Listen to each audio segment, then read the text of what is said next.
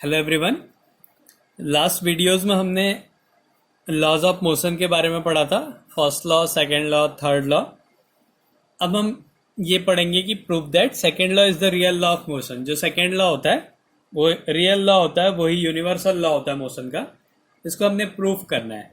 तो इसको हम कैसे प्रूव कर देंगे? अगर हम सेकेंड लॉ से फर्स्ट और थर्ड लॉ दोनों निकाल दें तो हम ये प्रूव कर देंगे कि जो सेकेंड लॉ होता है वो रियल लॉ ऑफ मोशन होता है।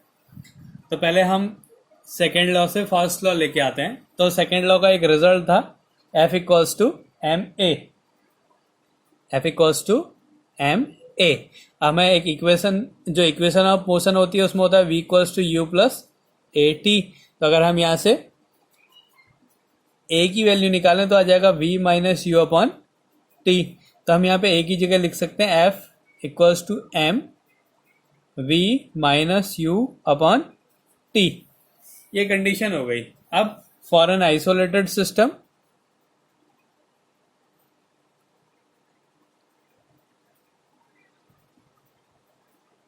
आइसोलेटेड सिस्टम मतलब ऐसा सिस्टम जिसमें कोई भी फोर्स नहीं लग रहा हो, उस पर लगने वाला नेट फोर्स जीरो है, कोई एक्सटर्नल फोर्स ना लग रहा हो।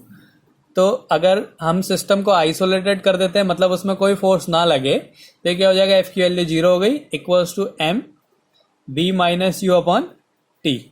तो इधर उधर पहुंचा देंगे तो क्या आ जाएगा? V minus U equals to zero. इससे क्या मिला हमें? V equals to U. तो ये क्या हो गया?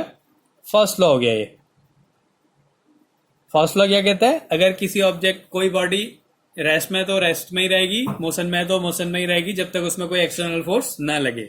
इसका मतलब अगर उसमें कोई एक्सटर्नल फोर्स नहीं लग रहा है, हमने क्या कर दिया? फोर्स को जीरो कर दिया, तो उसकी वेलोसिटी में कोई चेंज नहीं होगा। वो मोशन में तो मोशन में ही रहेगी और एक ही कांस्टेंट वेलोसिटी से मूव करेगी। तो ये हो गया फर्स्ट लॉ। तो हमने सेकेंड लॉ से फर्स्ट लॉ को प्रूव कर दिया।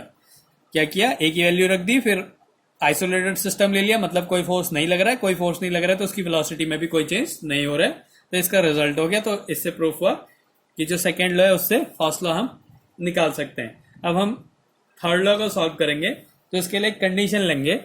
दो बॉडीज हैं, एक दूसरे में फोर्स लगा रहे हैं। माना ये दो बॉडी हैं, ये एक दूसरे पे फोर्स लगा रहे हैं। ये बॉडी ए है और ये बी है। तो जो ए बॉडी बी पे फोर्स लगाएगी वो हो गया एफ ऑन बी बाई ए।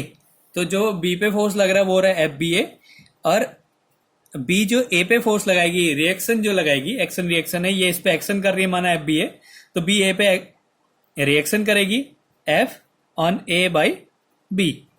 तो ये होगा इसके एक्शन और रिएक्शन फोर्स। अब अगर हम जो फोर्स में चेंज हो रहा है, अगर फोर्स लग रहा है तो उसमें मोमेंट, वो क्या होगा? मोमेंटम के रेट चेंज के इक्वल होगा। हमने पढ़ा है सेकेंड लॉ में, F equals to DP upon D T. यही होता है सेकेंड लॉ, ये उसका रिजल्ट है। F equals to DP upon D T, force is equal to rate change of momentum. तो अब इस पे फोर्स लग रहा है, इसका मतलब इनका मोमेंटम भी चेंज होगा। तो अब पहले लिख लेते हैं वैल्यूज क्या है। F A B equals to क्या है?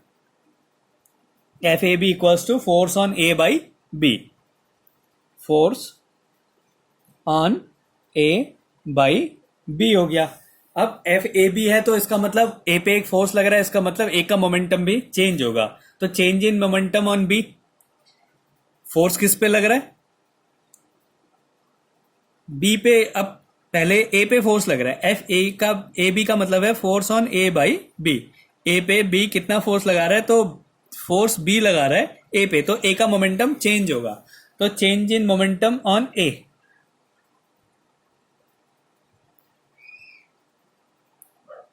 मोमेंटम ऑन ए, ए का मोमेंटम कितना चेंज हो रहा है? तो F A B equals to हो जाएगा डी पी, किसका चेंज करना है? ए का चेंज करना है, अपॉन डी टी। माना उसका जो मोमेंटम जो चेंज हो रहा है वो पी ए हो रहा है, और बी का जो मोमेंटम में चेंज हो रहा है वो पी बी हो रहा है।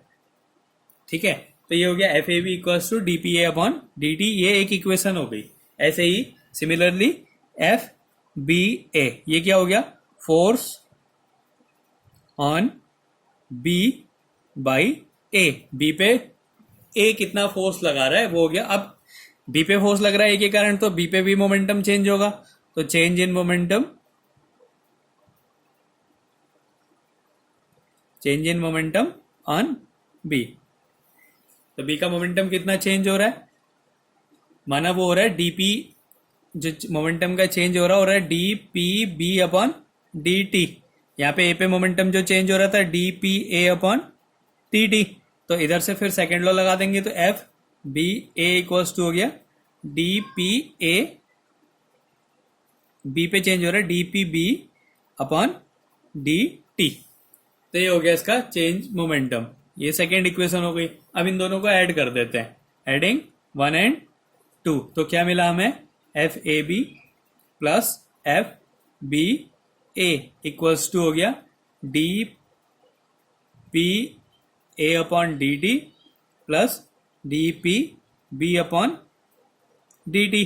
तो यहाँ पे आ गया D upon D T P A plus P B. तो ये आ गया F A B plus F B A की value, F A B plus F B A की वैल्यू हो गई D P A plus D P B. अब क्या है कि अगर सिस्टम आइसोलेटेड है तो उसका रेट चेंज ऑफ मोमेंटम 0 होगा। फॉर एन आइसोलेटेड सिस्टम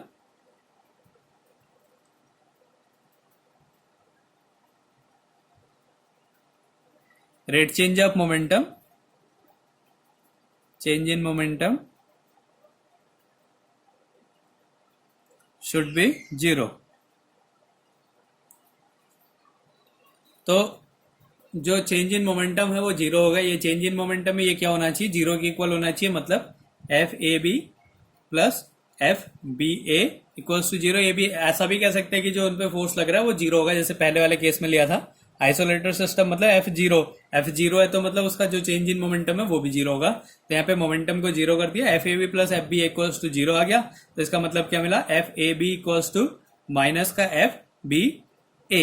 यही क्या है हमारा थर्ड लॉ है कि to every action there is an equal and opposite reaction. तो इस तरीके से हम प्रूफ करते हैं कि second law is the real law of motion. तो we can find first and third law by second law, therefore second law is the real law of motion.